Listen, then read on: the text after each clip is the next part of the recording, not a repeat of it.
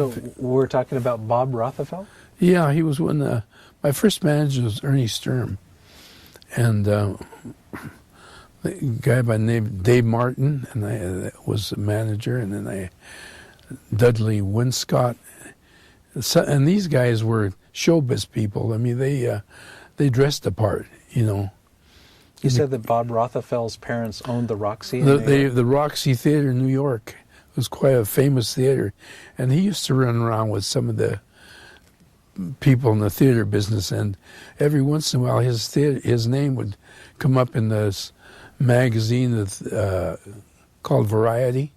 It was a showbiz type magazine or publication, and so they knew him, you know, who he was.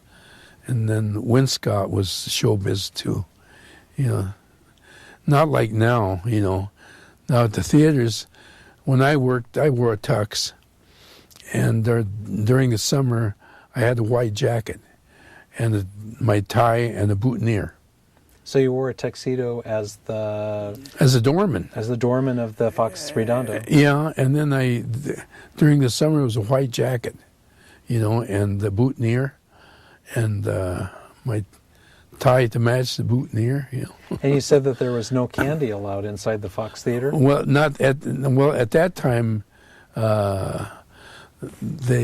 right before the war, I had a small candy counter, and then they built a little place in the Fox as you went in the door to the right, and would swung around the corner. They sold drinks. How much was a drink then, a soda?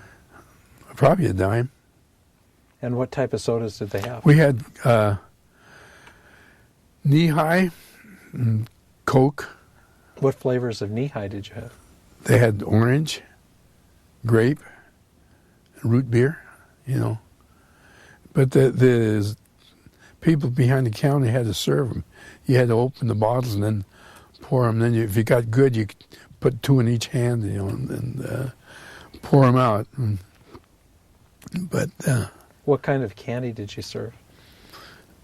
The regular kind, Jujubes, Unos, and Babe Ruth, and Butterfinger, you know, and that kind. There were two or three others, but.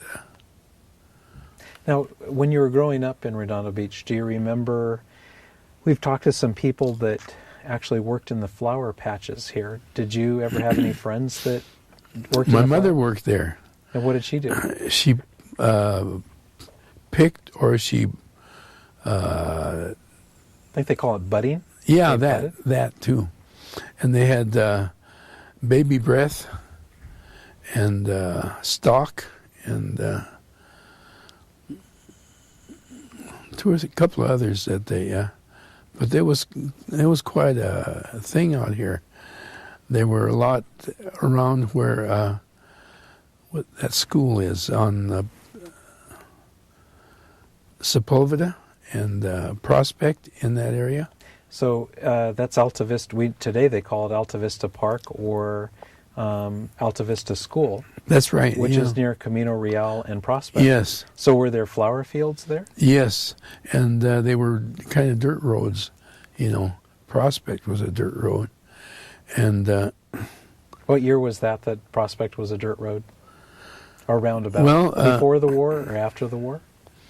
No, before. Well, when my mother worked out there, I must have been about 12 or 13. So about 1935, it was still dirt roads? Maybe a little earlier, because then there was a depression, you know. And during the depression, we were on welfare because my father had left us. And in fact, a lot of people were on welfare. And right here where, on the corner of Broadway and Diamond, they had a commissary. And once a week, we'd come, and I'd bring my little wagon, and people would line up out there, and they'd give us stuff, you know, foodstuffs, I guess. And they gave us a lot of cod liver oil, You know, I thought that they probably thought that was good for us, you know, but I couldn't handle it. But, and at that time, we were living on, right down the street here on, probably on Elena. And what year do you think that was that the commissary was there? Early 30s. What else? Do you remember how many houses and where were the houses in Redondo Beach in the early 30s? Where were they? Yes. I mean, right now, if we go from Torrance Boulevard or if we go from, say, Pacific Coast Highway and Prospect to 190th, it's solid houses. Yeah, there were just farms out there, you know, in North Redondo. What kind of, do you remember any kind of farms there? And they had beans and corn, of course, and they just have, I don't know if it was an organized thing or not, just people lived there. And do you remember any horse ranches or dairies? We had dairies on Hawthorne, and in fact, Morgan Moore. Did you know Morgan Moore? I knew of it. Stationers. His dad, they had a milk dairy thing out there. I think it was on Hawthorne. There were 2 or 3 out there. And where Hawthorne between what streets? Between off of 190th south. And do you remember any oil wells in the area? We had a lot of oil. Yeah, we had quite a few. There's a picture, I think, someplace where they had oil wells. And I often thought, if there should be an earthquake, all that empty space underneath there from where they took all that oil, it would crumble, you know. But nothing had happened so far, you know, and that was a long time ago. So in the South Bay area, where would you go to shop? If were there stores in the South Bay that you could go to? Or did you go to Los Angeles to shop for... When you bought your tuxedo for the Fox Redondo, where did you buy your tuxedo? They furnished them. So they brought them for you? They brought them. They bought them at a costume company down there around L.A., around... I can't keep thinking Film Row, but there were 2 uniform companies, you know, that... Because they furnished that stuff. As well as here at the high school, you go out for a sport or something, people didn't have to come up with all the big bucks like they do now. It was taken care of, you know. So I went out for track. I was in the track team, and we had these sweats, you know, and that was a big deal because I didn't have anything like that, but you know, they didn't have that kind of stuff, and so it was pretty nice. What year did you run track at Redondo Union High School? Probably 41, 42. 41, 42. And what event did you run? I did the broad jump, and I did the 440.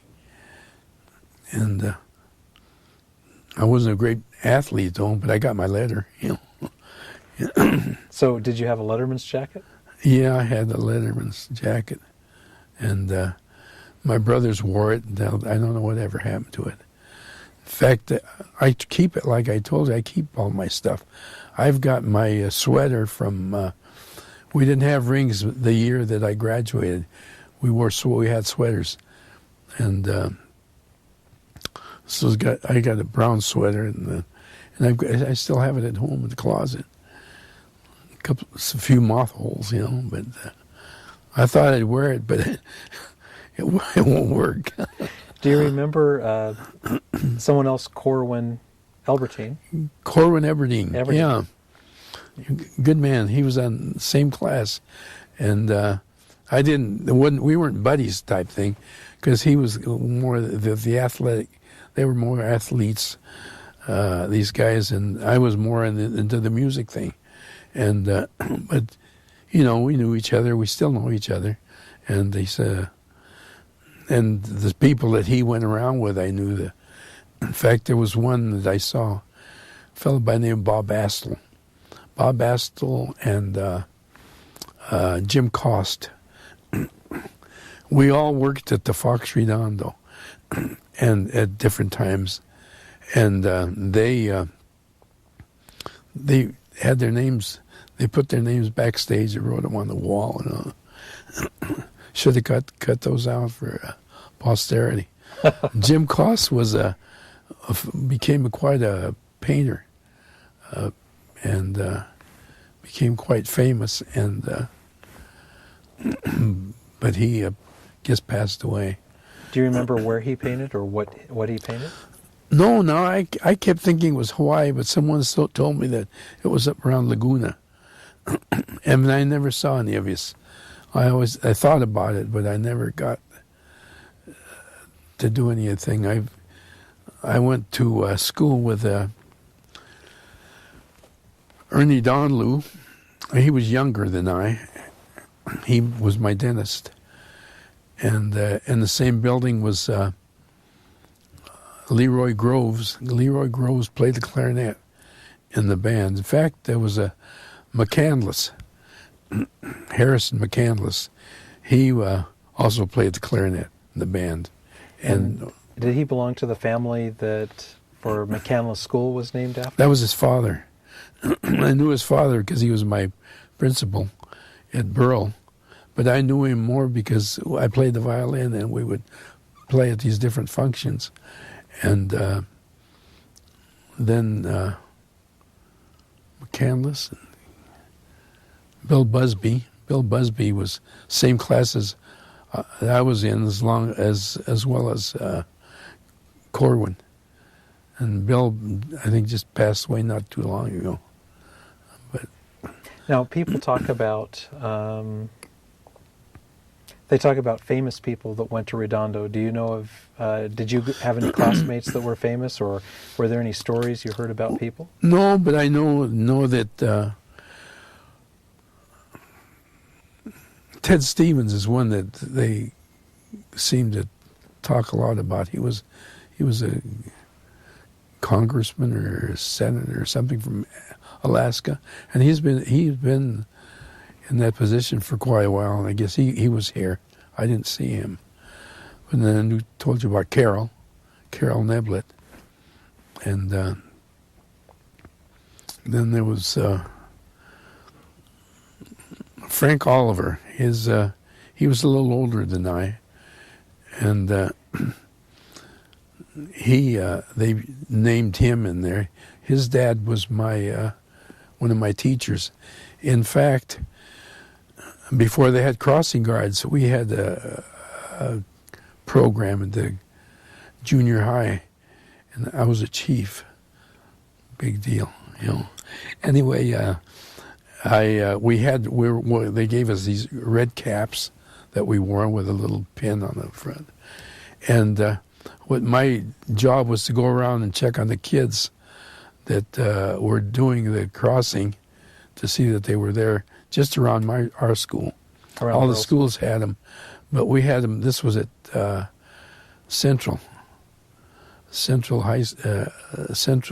Departmental, and we had a crossing guard on a kid on PCH and Garnet, PCH and Emerald, and on the other streets, which it would never happen now. You know, it's too risky for the kids. Well, how big was Pacific Coast Highway in 1937 when you were at departmental? Well, we had that. Was it a 2-lane or yeah, a 4-lane I road? believe so. I don't think it was and then it wasn't called Pacific Coast Highway. I think it's in that particular area. I think it was called Elena, but the overall name was Kings Highway, the Kings Highway, and Camino Real. And what was the main street from here to Los Angeles that people took to go to Los Angeles? I don't know, but we used to go up to Redondo Beach Boulevard to one of the main streets, Main Street or Broadway or those, and then head north, you know. So what can you tell me about the downtown of Los Angeles when you were growing up? Did Redondo Beach have a downtown area? We had a downtown area. Didn't have big stores, but they were all. We had one I.H. Hawkins. He has a clothing store kind of, and he was one of our mayors. I.H. Hawkins. I got a picture of him with his wife where he had a birthday or something. They had birthday cake, but he was good with the Mexican people out north. He provided stuff for them, I guess clothing and that kind of thing. And but we had some pretty good mayors, but I remember him for that, that he used to do that. And we used to have a thing out in North Redondo, out around Carlson, I think it was. They called it a Jamaica. It was like a bazaar type thing, where for Mexican Independence Day, I still have the little brochure or whatever. It's kind of tearing up. I got to put it in some place to preserve it, because in it they used to have few games, like bingo and that kind of thing, and they would make speeches, and my mom got up and said something, and we had to get up, and so we had to memorize a speech, and we'd get up and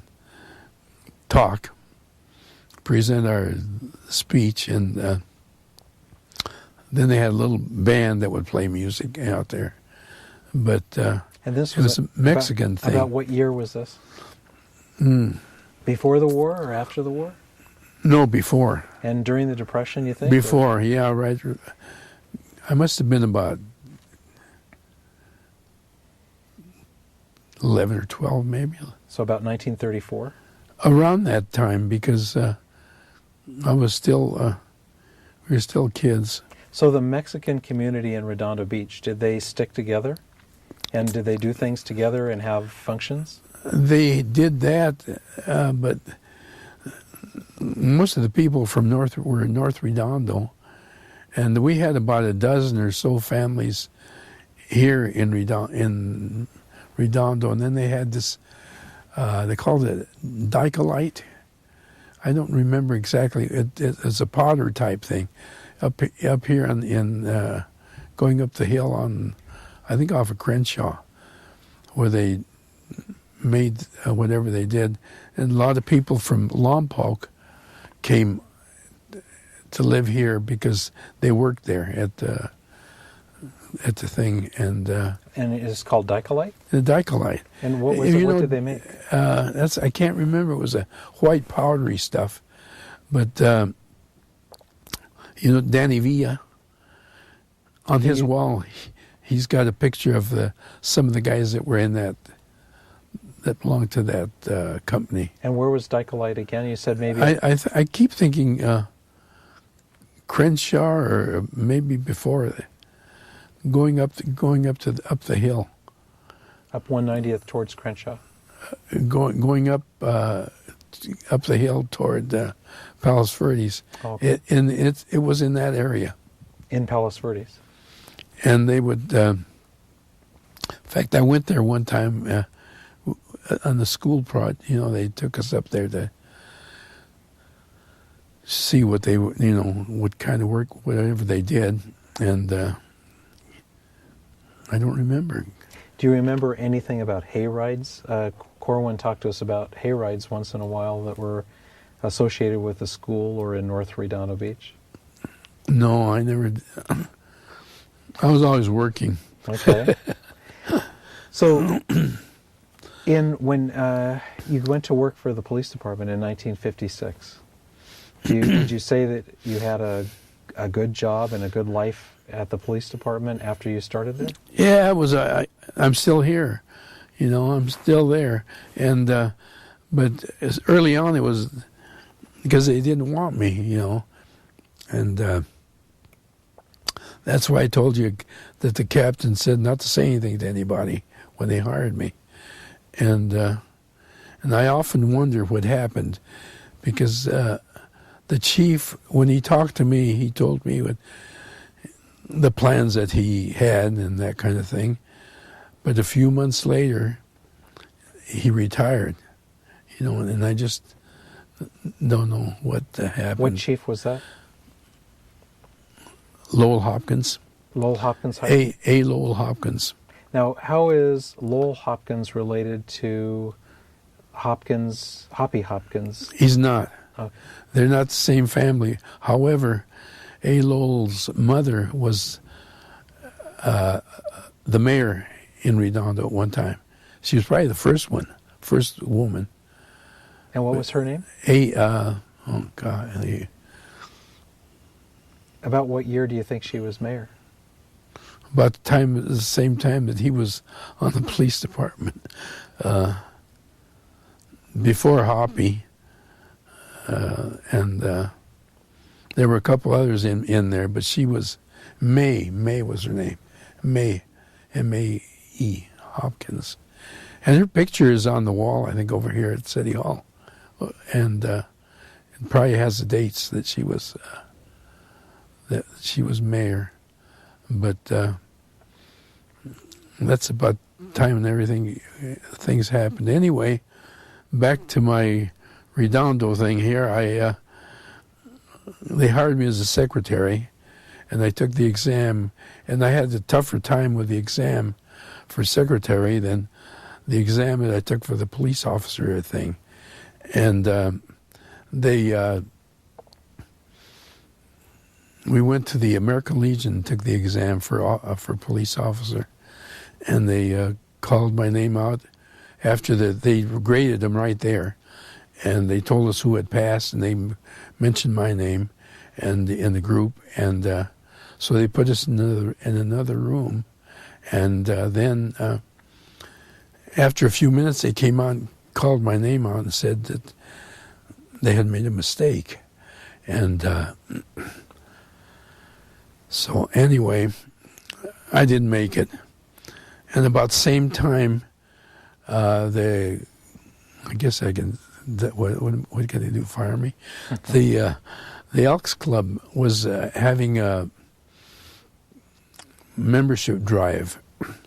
So one of the fellas, Dan Ashcraft, he proposed me and I gave him my money and stuff, and he turned it in. And then a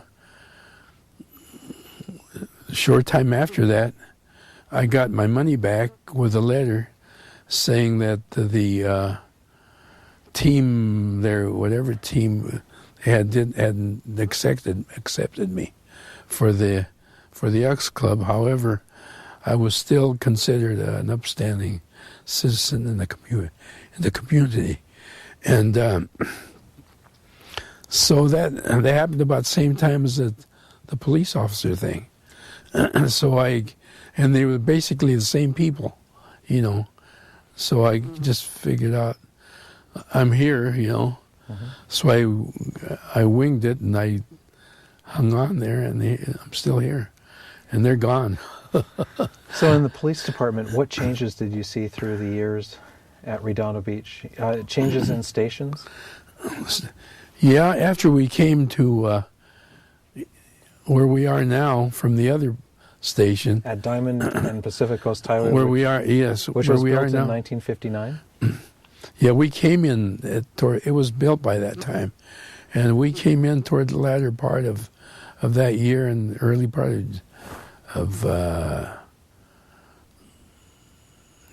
60s. But anyway, the first outside chief we had was Bill Bechtel, and he didn't last very long.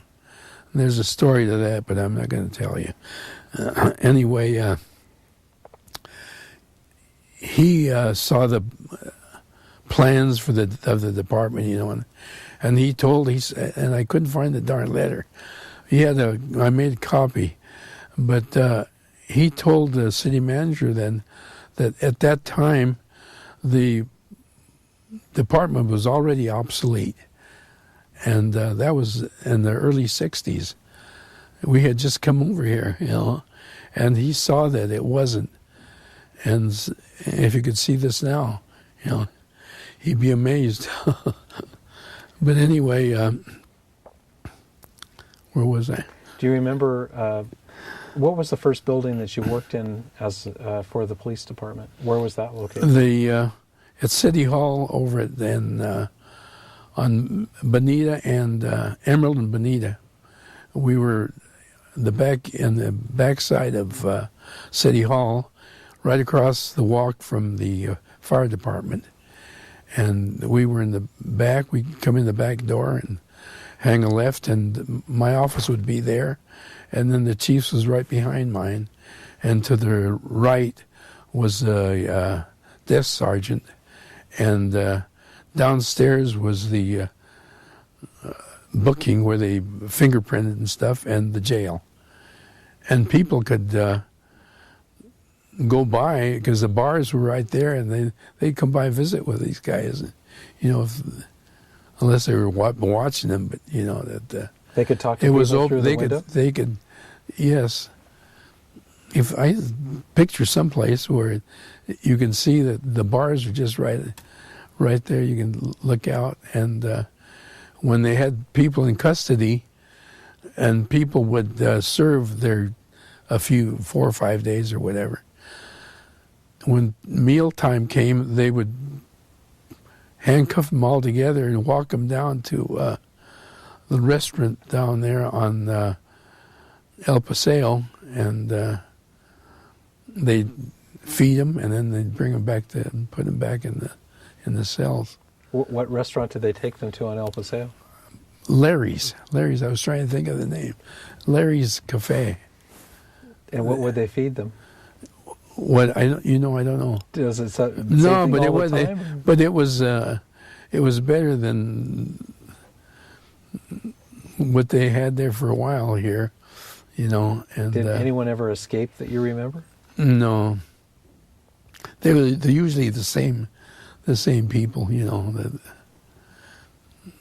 But how many policemen were there when you first started in 1956? God, I don't know about. Not very many. I keep thinking, coming up with a figure about 1725. We had, no, maybe it was more. It was right. It was before that they had that many. We had more being around. I could count them because I remember their names, but. Do you remember how many people lived in Redondo Beach in 1941 when you were in high school? Do you remember a number? No. I think I've got stats someplace. Do you remember we've always heard that no one has ever been killed in the line of duty in Redondo Beach. Were you aware of the story when the officer was killed in, I think, 1947 or 1948? He was killed on duty, but not as part of duty. Do you remember anything about that? Yeah, but I remember that. I remember that that happened, I think it was at the High Spot. Yes. In Hermosa. And bottom line, it had to do with women, And, but, no. You said you have 4 children. Where did they go to school? Well, they started out in St. James. In fact, early on when I was working here, and they'd walk over here from school, and right next to me where the IA office is, used to be a big table in there where we had our conference room. This was in a room in the police department yes. near your desk for the chief. Yes, we had, and there weren't any windows in it, just a door, and they would have we'd have conferences in there, And my kids would come and do their homework there from St. James. We lived on Serpentine Arena then, and so then I'd take them home. And but they remember.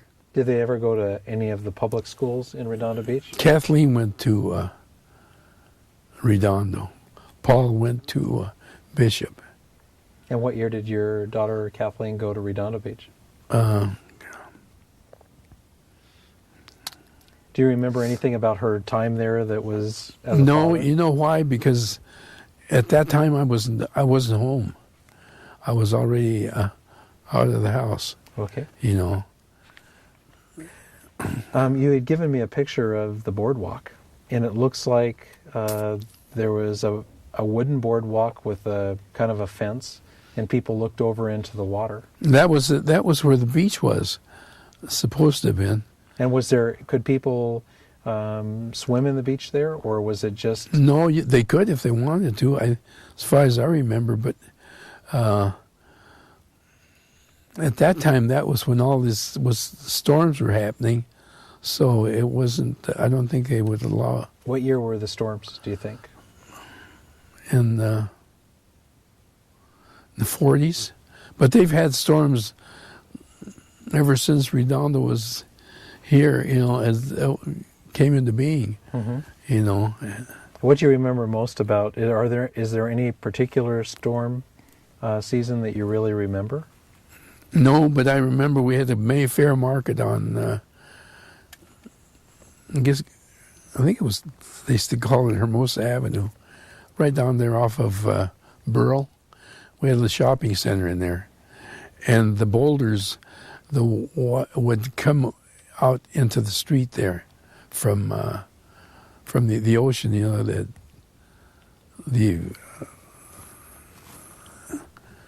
and there were homes down there at one time. In fact, one fella that Dan Stathatos, they lived there, and he had a flower shop. About where would this be now, if we were looking at the streets, where the Mayfair Market was? It would have been south a little bit, but we had. If I'll give you one of those maps, but with those streets down there were named, they had names or numbers, and but they lived just south, and when I was going to Woodbury, I would walk downtown, and Dan had a flower shop there, and here years later they've got this. Stats, and in my records at the station, I find Dan was the guy that had that place, Dan Stathatos, and his brother. But I sent him a permit one time, and I wrote in there.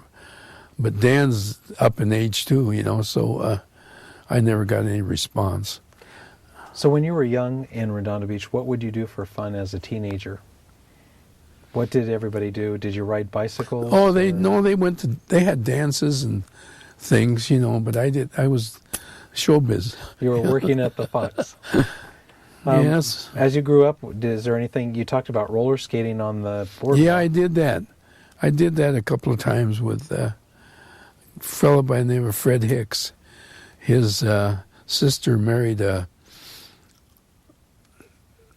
guy Walt Aiken. Walt Aiken just passed away. He was one of our officers for a short while. And his brother worked at the city yard, Dick Aiken, and he worked. But the two of you went roller skating? Yeah, to Hermosa and back. Not very often, you can tell by looking at me. Now, did you ever have a bicycle that you rode around Redondo? I had a bicycle. I had a paper route. And the Examiner, and our place where we used to they'd bring the papers was it was on Catalina, between Emerald and there was a building. There's a building. Well, the building is still there, and we'd roll our papers in there. And if on Sunday they would spot them for us. You know, they'd take, because it was a larger paper, and we would go to a certain corner, and then my papers would be there, you know. Did you ever have a favorite restaurant in Redondo Beach that you like to go to? You know, we didn't have fancy restaurants, just regular, like Larry's Café, and but later years, my favorite was at the Velvet Turtle. And the Velvet Turtle was at the corner of Catalina and Avenue I. Mm-hmm. Yeah. And did you go there often? Once in a while, I'd go there with some of my chiefs. Took me with lunch. And did you ever go to? Did they ever take you to Millie Riera's? I had been to Millie's. Yeah, we never went there with but straight down from there on the beach, I've heard that there was a beach club. Do you remember anything about the beach club? Was that the one they were talking about, the Hollywood Riviera? Yes.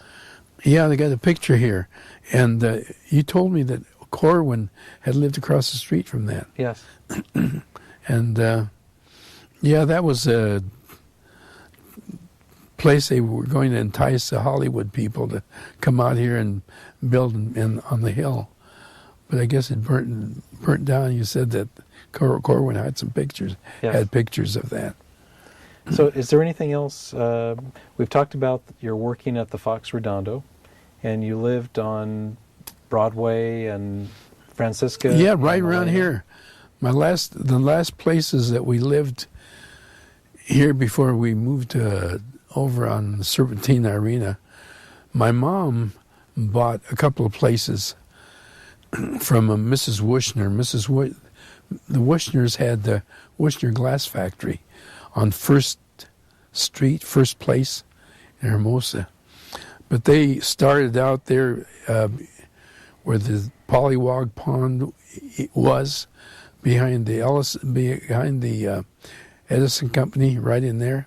There was a pond, and right in there, he had a business, and they made glass, and so consequently he had his glass company over there on, which it's still there, I think. And that's near Gertruda and Catalina, or Francisca and Catalina. Where the glass company was. Was, yeah, but then they had the retail place there on First Place in Hermosa, and right south of that there were little cabins that where the bank is now, in the post office, right in there. There's some little cabins in there. What were the cabins used for? Just people lived in them, you know, and that's near the corner right of behind, Catalina and Pacific Coast Highway, where the post office is. Yeah, just right in that area. Those things were there, and I remember the train coming into Redondo, Barnum and Bailey. They would, because we lived on Elena. I was telling you about Mrs. Worcester.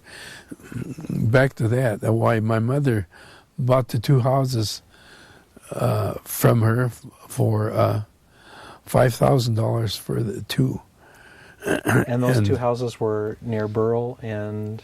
Between Burrell and Pacific Avenue, which is now Catalina. Right on the corner, there's right now is a door place where they make doors and windows. And yes. Well, that little place there, my cousin opened the first beer bar down there at that location. And after that, they had them. It was an English type pub type thing. It eventually became Toe's Tavern. That corner. And he that's lived the corner of Elena and Catalina. Yeah, and it used to be Elena and Pacific Avenue, you know. So you said the train came in with Barnum and Bailey's train. Yeah, and they would park right there by the Salvation Army, and then south of that, on Burrell, south of Burrell, where they would put up tents and put on their shows. And we also had rodeos in that area. Now, see, we've never heard that. So they would pitch the circus tents just south of Burrell? Right, yeah, the circus would be there. Between Broadway and Pacific? Between, south of the Salvation Army. That whole corner there, well, it's right That's where the Crown Plaza is now, the Crown Plaza Hotel. So they would pitch their tents in the theater, and the circus was there. Did you ever go to the circus there? No, couldn't afford it. Okay. But they had the circus, and then later on it was that other one. The rodeo? No, the other circus, that Vargas. Yeah, that one. They came into town, and the other one never came back. But we had rodeos there, and then 4th of July on the El Paseo, they had booths, and they'd sell fireworks and that kind of thing. And so we always waited until after, the day after, and then we go down there before they tore everything down, see if they leave any by mistake. Sometimes they drop a few, and then at that time, the kids would throw the fireworks at the ladies' feet, and that kind of thing. You can't do that anymore. But, yeah, they had that. And the Pacific Electric used to have their picnics down here. And so all the members wore their little ID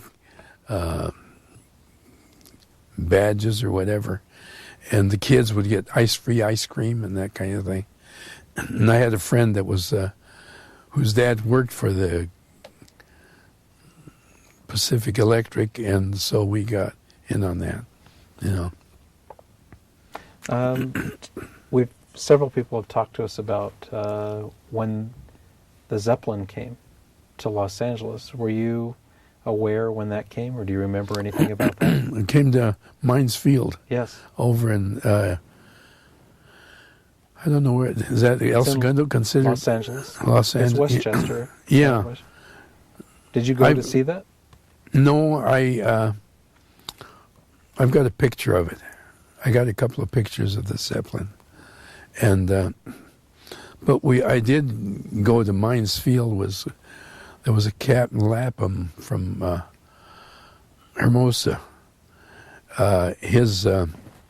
He married Harvey Lord's, one of the sisters, and he was a captain there. And whenever they had air races, and the pylons and stuff. Anyway, we were friends with Harvey's brother, Cecil, so he took us a couple of times to the air races. And do you remember watching the air races there? Yeah, there were those small biplanes, or the one wing type planes, and they'd go around these pylons, and what year do you think you saw the air races? God, about the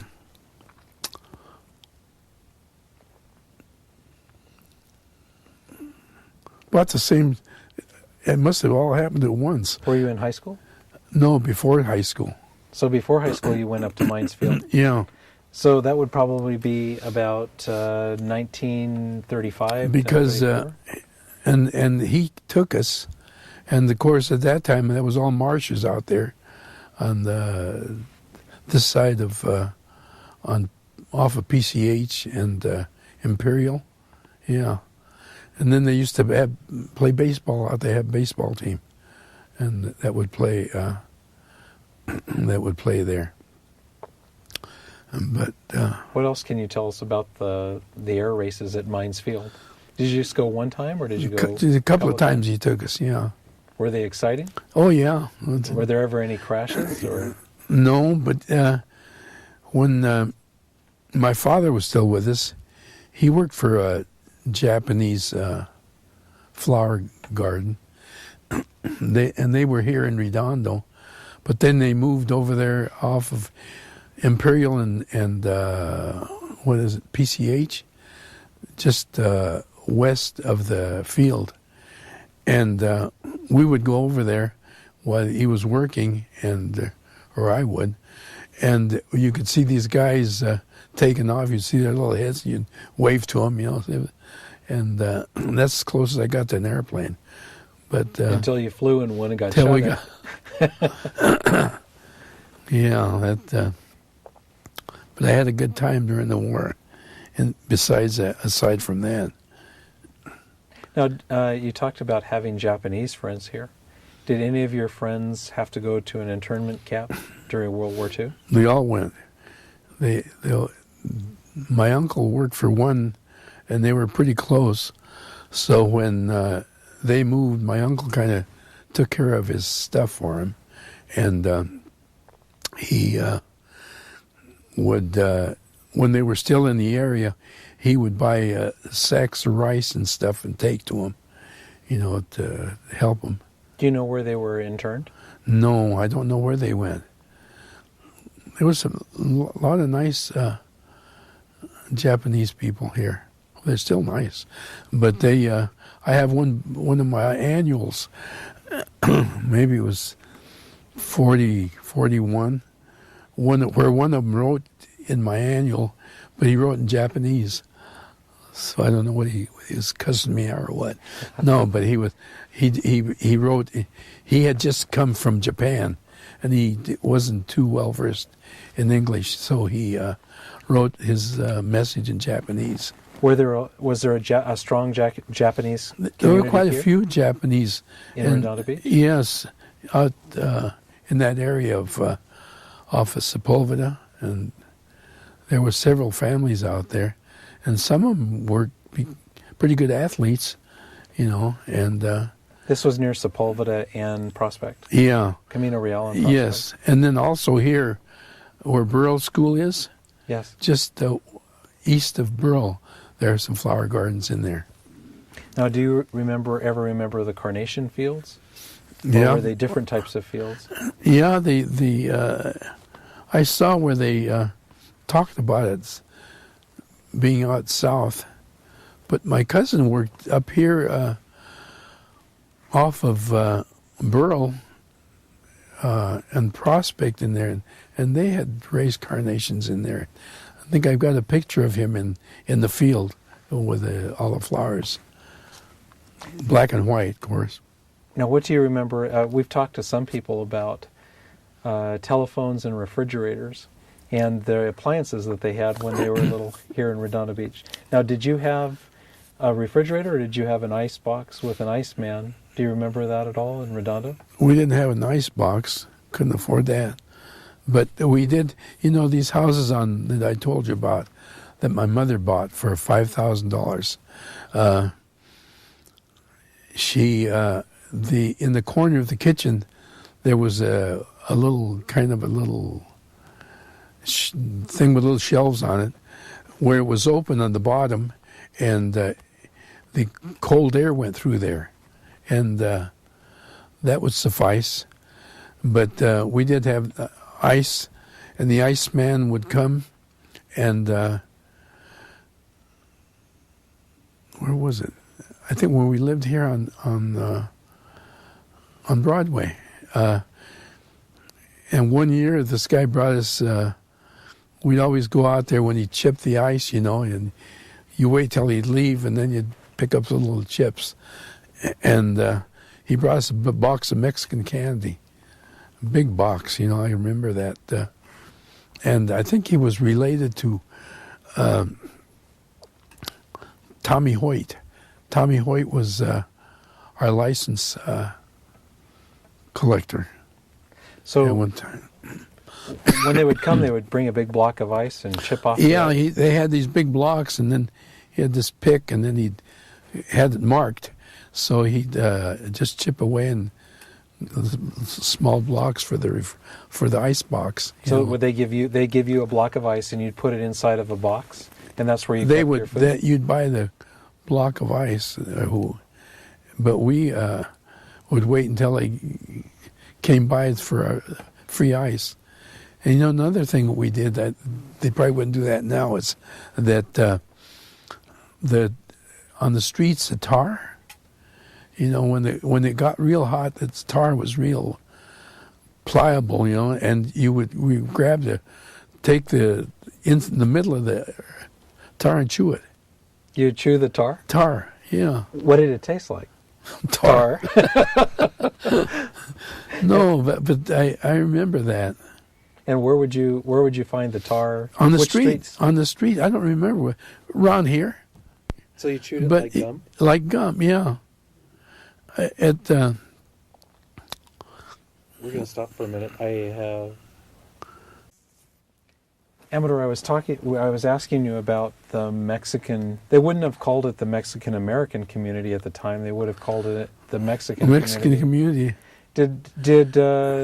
Were there groups of people that had where they did Mexican music and other things?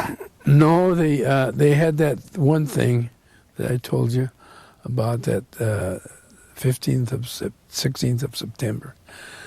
But there were quite a few Mexican people out north. And then, however, there were others, white people.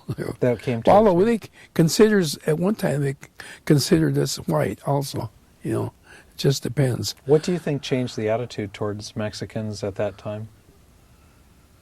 I mean, why they barred you from the police department and from the Elks Club?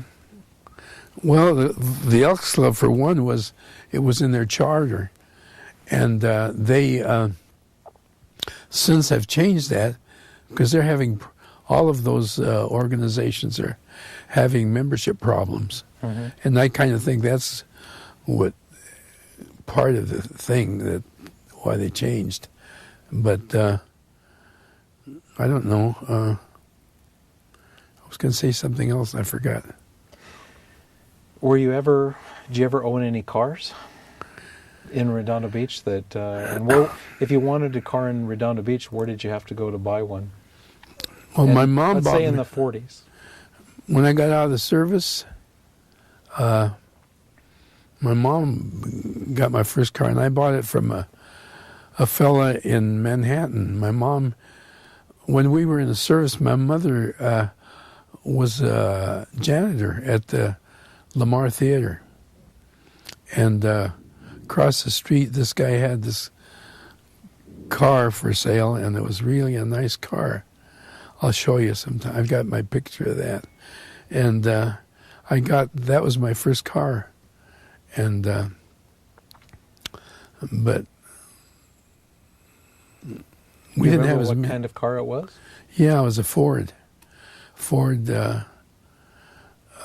What year?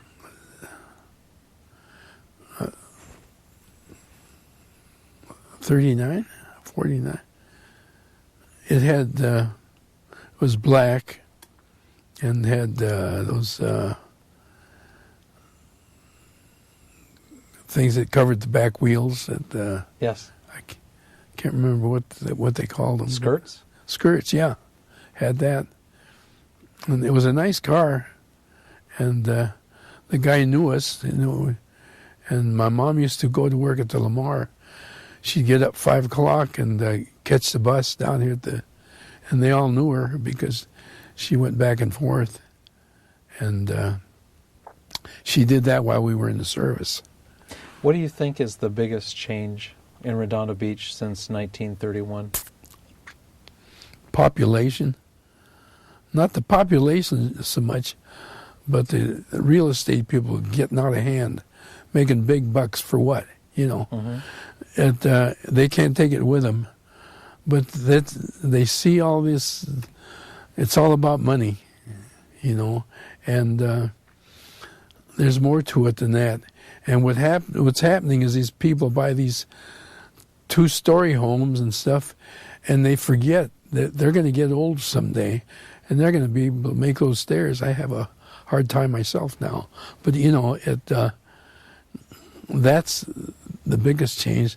There was no control, And I hate to say it, but most of our councilmen through the years, not most, a lot of them, have been into real estate. And, they're right there where pittings are good, I guess. I don't know.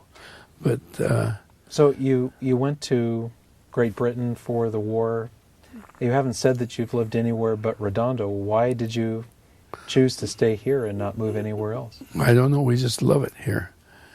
Even where I live now, after my divorce, we owned the property down here on Elena, and then we had our house up there on Serpentine Arena, and my mother moved up there on Nob Hill and Sapphire, right across from the church.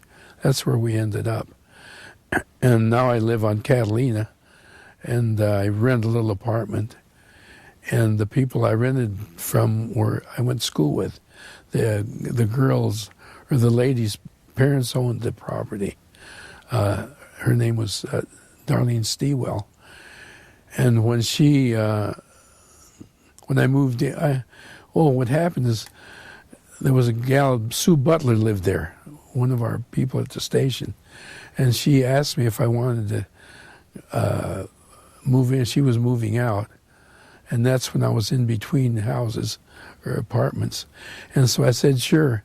So Sue approached Darlene, and she told her that they had already rented the house and the apartment. And so she mentioned my name.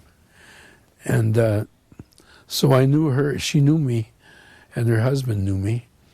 And she says, "Oh, sure." She remembered. I used to let people into the theater every once in a while, And so she remembered that, and she says, "No, we'll let him have it, And she told me when I moved in, she says, "You don't have to pay first or last. You just start paying rent." And I've been there ever since. How many years have you been there? Probably almost 20. So you finally stayed in one house for a long time? Yeah. Other than that, down here, just the same neighborhood here, Do you think you'll ever move away? No, in fact, when I check out, I've got my property out here at Pacific Crest, And, they had this, I went out and make my arrangements, and I saw Rice, the fellow that had Rice, and he's now associated with Ronde. And most of the people, Catholics, have gone for some reason to Rice Mortuary. And I says, well, no, I want to go, excuse me, I want to go to stay in Redondo. I want to go to White Day there on Prospect. But since then, they made a nice place down there. But I'm not having second thoughts. No, but I told them I wanted to be in Redondo. Are any of your family still living in Redondo Beach? My daughter Ann, she's a single mother, got 2 daughters. Angela went to Redondo. Where were your children born? What hospitals?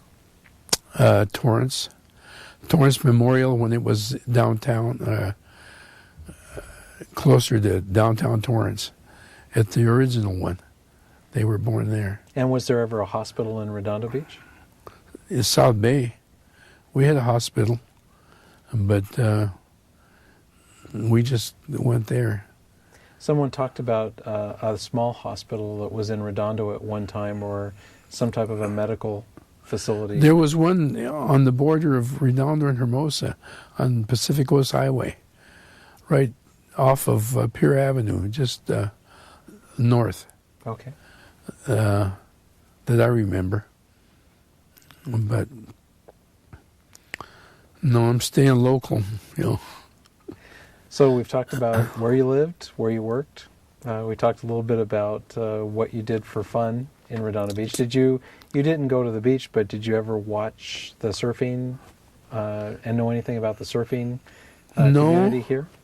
I knew when I worked at Hermosa, they've got this thing on, I can't remember his last name, Tim, that got killed in an accident. They have the thing there on the pier. Yeah. His sister worked for me, and as well as his wife, Vicky. And Vicky remarried and lives in Long Beach, and I saw that, and I'd like to see them sometime. And but all my life I've worked with women, you know. That's my style, I guess, you know.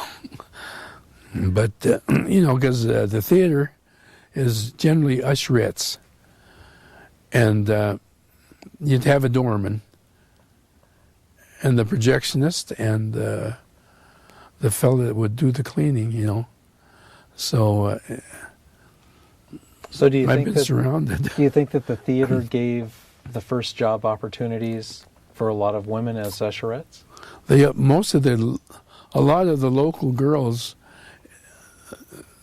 at that time, when I was in school, worked at the theaters. That was their first job, you know.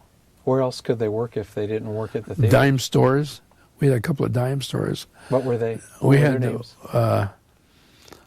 Woolworth and Newberry's, J.J. Newberry's. We had two. They were both on Pacific Avenue, and then later years there was one in the Triangle, where what's there now? The Crown Plaza Hotel. Yeah, is right in now. there. It was right about the middle of the block on the Hermosa Avenue side, on the west side. And what was there? That was J.J. Newberry's. And what year? Oh, About? In the span of years?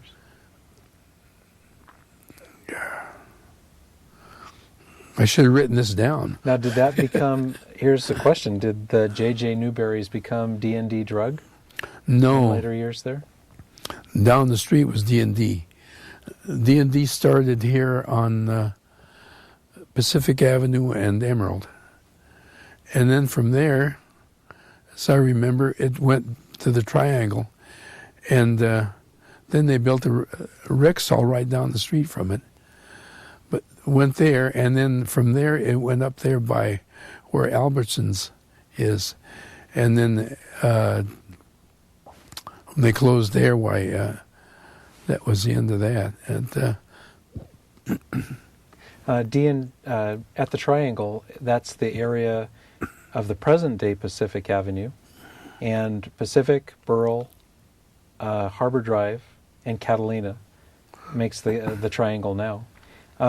Where did people go to the harbor? Was there a harbor there then, and were there a lot of boats in it before? no, we didn't have a harbor. It came around when as I